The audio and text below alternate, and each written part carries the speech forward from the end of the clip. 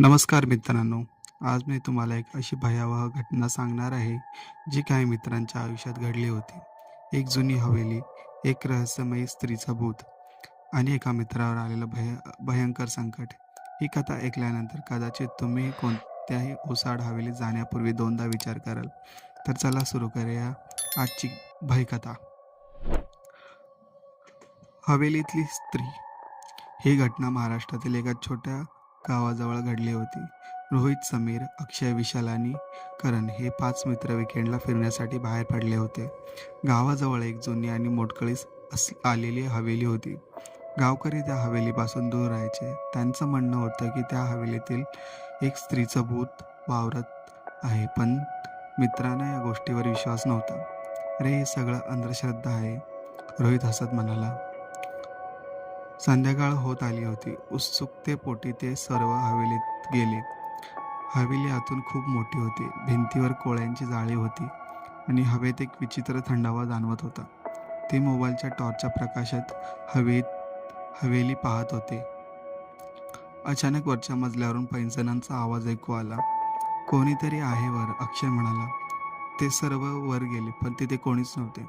अचानक करणला एका खोलीतून एक जुना आरसा दिसला. तो आरशाजवळ गेला आणि त्यात पाहू लागला. काही क्षणांनी त्या आरशात एक पांढऱ्या साडीतली स्त्री दिसली. तो मागे वळून पाहू लागला, पण तिथे कोणीच नव्हते. "मित्रांनो, मला काहीतरी विचित्र दिसलं," तो घाबरत म्हणाला. तेवढ्यात हवेलीच्या सर्व खिडक्या जोरात आपटू लागल्या. सर्वजण घाबरून खाली धावत आले. तिथे निघून पण खरी भीती तर आता सुरू होणार होती. त्या रात्री करण अचानक झोपेतून उठला. त्याचे डोळे लाल झाले होते. तो एका स्त्रीच्या आवाजात बोलू लागला, "ही हवेली माझी आहे. कोणीही तिथे येऊ नये." करणच्या आईवडिलांनी हे पाहिले आणि ते घाबरले.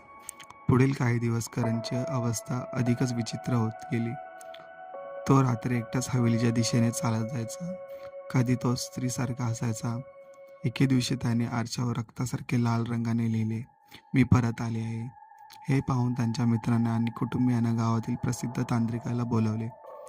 तांत्रिक हवेलीत गेला आणि म्हणाला, "या ठिकाणी एका स्त्रीचा अनेक वर्षापूर्वी खून झाला होता.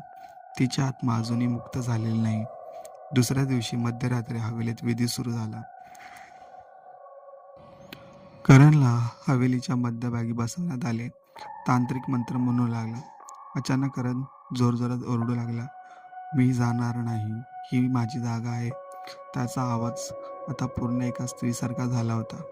हवेलीत जोरजोरात वारा वाहू लागला. खिडक्या स्वतःहून उघड-बंद होऊ लागल्या. तांत्रिकाने मंत्राचा आवाज आणखी चढवला. अचानक करणच्या शरीरातून काळ्या धुरासारखी एक सावली बाहेर पडली. त्या सावलीने स्त्रीचा आकार घेतला. तिचा चेहरा रागाने भरला होता. "मी इथून जाणार नाही," ती किंचाळली. तांत्रिकाने शेवटचा मंत्र उच्चारला आणि हवेलीच्या मध्यभागी ठेवलेल्या पवित्र अग्नीत काही वस्तू टाकल्या. क्षणात ती सावली जोरात किंचाळली आणि हवेत विरून गेली. सगळीकडे शांतता पसरली. करण बेशुद्ध पडला. काही वेळाने त्याला शुद्ध आले. त्याला मागचे काहीच आठवत नव्हते. त्या दिवसानंतर हवेलीत पुन्हा कधी कोणतीही विचित्र प्रकार घडला नाही. पण गावातील काही लोक आजही सांगतात की अमावस्येच्या रात्री त्या हवेलीच्या तुटलेल्या खिडकीतून एका स्त्रीची सावली दिसते. तर मित्रांनो, ही होती हवेलीतील त्या रहस्यमय स्त्रीची भयावह कथा. तुम्हाला काय वाटतं?